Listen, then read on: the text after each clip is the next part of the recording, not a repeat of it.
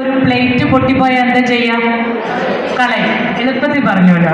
പക്ഷെ ചൈനക്കാർ ചെയ്യുന്ന ഒരു രീതിയുണ്ട്.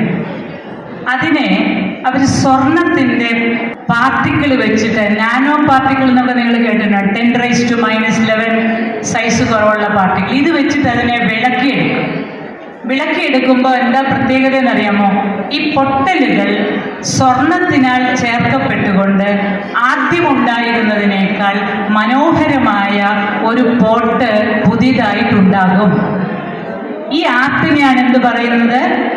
കിൻസുഗി. ഇന്ന് പോയിട്ട് ഗൂഗിളിൽ ഒന്ന് സെർച്ച് ചെയ്ത് നോക്കണം. ഓക്കെ, ഇനി എന്താണിത് നമ്മുടെ ജീവിതത്തിൽ എങ്ങനെയാണ് പ്രാധാന്യം വരുന്നത്? നിങ്ങൾ വിചാരിക്കുന്നുണ്ടോ നിങ്ങൾ വലിയ പരീക്ഷകളിൽ മാർക്ക് മേടിച്ചത് കൊണ്ട് മാത്രം നിങ്ങൾക്ക് ജീവിതത്തെ അഭിമുഖീകരിക്കാൻ പറ്റുമെന്ന്? തീർച്ചയായിട്ടും ഇല്ല. മാർക്ക് അതിലൊരൊറ്റ കാര്യമാണ്. മാർക്ക് ചെറിയ കാര്യമല്ല, വിജയം ചെറിയ കാര്യമല്ല. പക്ഷെ ജീവിക്കണമെങ്കിൽ you should know the art of kintsugi. You should practice the art of kintsugi. നിങ്ങളിലുള്ള ഇംപെർഫെക്ഷൻസിനെ, നിങ്ങളിലുള്ള അപാകതകളെ സ്വർണത്താൽ വിളക്കി പുതിയ രീതിയിലേക്ക് വന്ന് പുതിയ സൃഷ്ടിയാകുമ്പോഴാണ് നിങ്ങൾ ഏറ്റവും മനോഹരമായ വ്യക്തിത്വങ്ങളായി മാറുന്നത്. ആ ആർട്ട് അറിയുക എന്നുള്ളതാണ് വിദ്യാഭ്യാസം എന്ന് പറയുന്നത്. മാർക്ക് അതിൻ്റെ ഒരു ഭാഗം മാത്രമാണെന്ന് മനസ്സിലാക്കുക. അപ്പൊ ഇന്ന് പഠിപ്പിച്ച വാക്ക് മനസ്സിലായല്ലോ. എന്താണ് വാക്ക്? കിൻസുഗി. എല്ലാവരും അത് പ്രാക്ടീസ് ചെയ്യുക. രണ്ടാമത്തെ ഒരു വാക്കോട് പറഞ്ഞാൽ നിർത്താം. രണ്ടാമത്തെ വാക്ക് ബ്രെയിൻ റോട്ട് എന്നാണ്.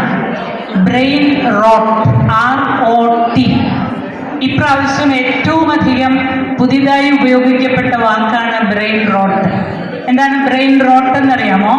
നമ്മൾ സ്ഥിരമായിട്ട് മാധ്യമങ്ങൾ കാണുമ്പോൾ, മൊബൈലിൽ ഉപയോഗിക്കുമ്പോൾ നമുക്ക് നഷ്ടമാകുന്ന അനാലിസിസിൻ്റെ കപ്പാസിറ്റി ഉണ്ട്.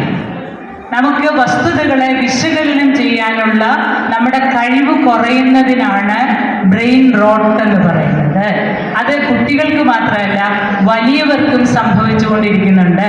മസ്തിഷ്കത്തിൻ്റെ ചീയൽ എന്ന് പറയും, ചീഞ്ഞു പോവുക. അതില്ലാതെയാക്കുന്നതിനുള്ള ശ്രമം കൂടി നിങ്ങളുടെ ഭാഗത്തു നിന്നുണ്ടാകണം.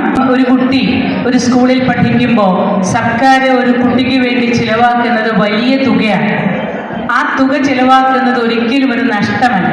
കാരണം ഒരു നൂറ്റാണ്ടിൽ ഒരു ഐൻസ്റ്റീൻ ഉണ്ടായാൽ ആ നൂറ്റാണ്ടിൽ വിദ്യാഭ്യാസത്തിന് വേണ്ടി ലോകം മുഴുവൻ ചെലവാക്കിയ പൈസ വസൂലാകുമെന്നാണ് നമ്മൾ പഠിച്ചിട്ടുള്ളത്. മികച്ച പൗരന്മാരായി വളർന്നു വരാൻ നിങ്ങൾക്ക് സാധിക്കട്ടെ.